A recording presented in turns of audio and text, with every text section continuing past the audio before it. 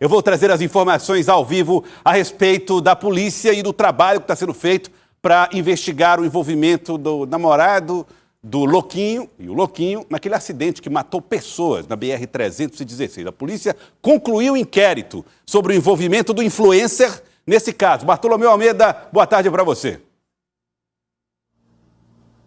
Boa tarde para você, Joelson Jordani, boa tarde para o telespectador que está ligado no Jornal do Piauí. Joelson, nós falamos aqui direto da Delegacia de Trânsito, aqui na Zona Norte de Teresina. Vamos entrevistar agora o delegado Carlos César Carvalho, que é o delegado titular da Delegacia de Trânsito, que vai trazer informações importantes sobre a conclusão do inquérito, Joelson, daquele acidente no dia 6 de outubro, ali por volta das 7 horas da noite, ali na BR-316, na Zona Sul de Teresina, que acabou culminando com a morte de 2 pessoas de imediato e depois teve uma morte de mais uma outra pessoa. Foi um grave acidente aqui na Zona Sul da cidade. E o delegado Carlos César Carvalho tem mais informações, acabou de concluir então. Delegado, boa tarde para o senhor. Qual o resultado então desse inquérito que o senhor acaba de concluir hoje a respeito daquele acidente, delegado? Boa tarde, Bartolomeu. Boa tarde, Joelson. É um prazer estar aqui podendo explicar melhor para a população os fatos apurados. Durante a tramitação do inquérito, nós obtivemos alguns vídeos. Esses vídeos são provas realmente muito importantes dentro do inquérito, vídeos que mostram o acidente, que mostram o posterior ao acidente. E esses vídeos todos foram encaminhados para a nossa perícia criminal. Nós solicitamos uma perícia audiovisual, que a perícia ainda está se debruçando sobre isso, para responder vários questionamentos, como a velocidade empregada. Nós tínhamos uma situação lá de um dos vídeos que mostra os 2 indivíduos que estavam dentro do veículo saindo pela mesma porta do veículo que a porta do motorista.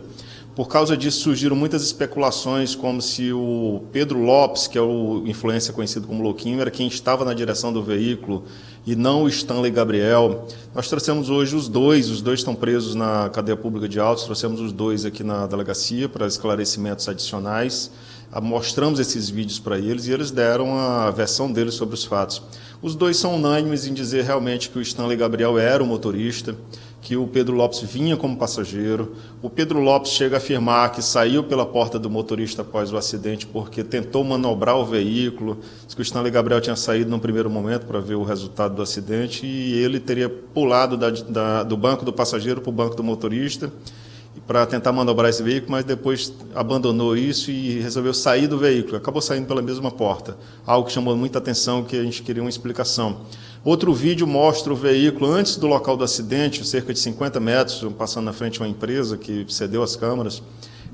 O veículo freando, parece que o veículo está oscilando na pista, vai para um lado esquerdo, depois volta para o lado direito e acaba atingindo as vítimas. Em relação a isso, eles não souberam explicar exatamente o que tinha acontecido.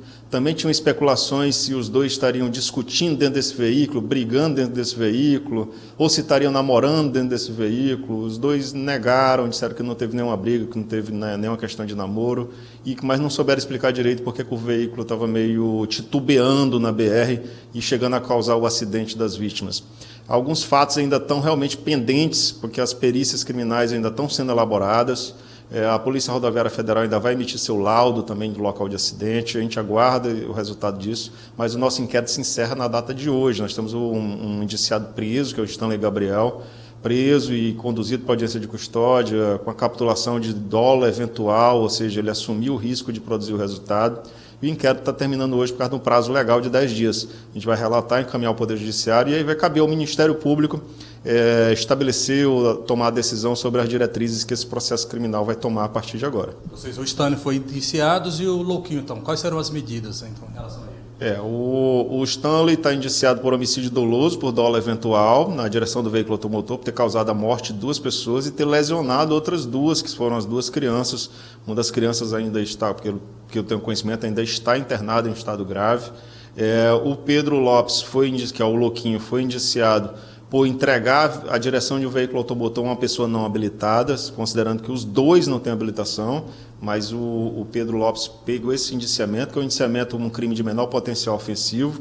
O TCO foi encaminhado para o Juizado Especial Criminal e ele vai responder perante esse crime, perante o Juizado Especial Criminal. O inquérito segue agora, então, para o Ministério Público. Do ponto de vista do inquérito, o senhor considera fechado ou pode ainda ter a possibilidade de alguma averiguação a mais em relação a alguma perícia, algum laudo adicional, então, do delegado?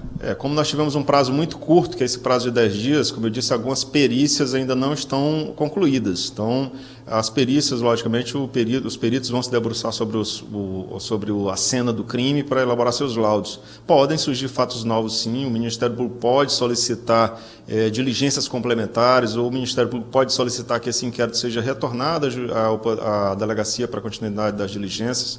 Então, cabe ao Ministério Público realmente se debruçar sobre o fato e dar o destino do processo a partir de então. Então, licença um pouquinho, delegado. Vamos ao estúdio, Cardoso, com o Joelson Jordani. Tem um questionamento do Joelson. Com você, Joelson. Bartolomeu, eu só queria saber qual é a possibilidade, num caso desse, do indiciamento por homicídio doloso, quando eles assumem o risco de provocar a morte de alguém. Isso já é o que o senhor já tem. Já é suficiente para esse tipo de conclusão? A confissão deles ajuda em quê nesses trabalhos da polícia? Joelson, nós, enquanto motoristas, nós temos várias obrigações, né? A obrigação de cuidado, de atenção total. Hoje, tanto o Stanley Gabriel quanto o Pedro Lopes afirmaram que não sabiam nem o que eles tinham atingido, que teriam sido surpreendidos já com o acidente em si, com o impacto. Inclusive o motorista, que é o Stanley Gabriel. Então, como é que eu estou dirigindo uma caminhonete, estou numa BR, a gente percebe que ali nós temos vídeos que mostram que a BR é relativamente iluminada. Se não era totalmente iluminada, mas tinha uma iluminação relativa. Os veículos possuem faróis, justamente para que o motorista, mesmo à noite, consiga enxergar o que está dirigindo. Eu acho que se algum motorista está dirigindo em algum local e não consegue enxergar logo à frente, ele tem a obrigação de parar seu veículo e estacionar. Se eu não estou conseguindo enxergar, se eu não estou atento, se eu estou dirigindo, e se eu não tenho carteira de motorista, se eu não passei por uma autoescola e provocando acidente, mata duas pessoas de uma mesma família, deixa uma criança de 11 anos até hoje internada, ninguém sabe qual vai ser o resultado do tratamento dela. Eu acho que está mais do que correto a decisão que foi tomada pela audiência de custódia, através de promotor e juiz, em recapitular esse caso de culposo para doloso, por dolo eventual. Nós aqui na Delegacia de Trânsito já tivemos outros casos em que a gente também fez essa capitulação com dolo eventual. Uma situação aqui em Teresina que um motorista atropelou também um senhor na PI aqui no caminho para a União, aqui próximo ao Parque Zoobotânico, e ele, além de não ter parado para prestar socorro, ele continuou em alta velocidade e o corpo da vítima seguiu em cima do veículo, até o corpo da vítima cair próximo ao balão do socopo. Esse caso foi tão absurdo que realmente não se tratava de um homicídio culposo em que tivesse tido um descuido, não. Ali o motorista realmente assumiu o risco de produzir o resultado, assumiu o risco de causar a morte das vítimas. E quanto mais casos ficar óbvio para a gente vai fazer os indiciamentos nesse sentido. É importante, nós temos muitos casos, eu já tenho ressaltado isso de mortes no trânsito. É importante que os motoristas passem a ter mais atenção, porque se situações como essa se repetirem, os indiciamentos vão ser feitos por homicídio doloso, por dolo eventual, sim.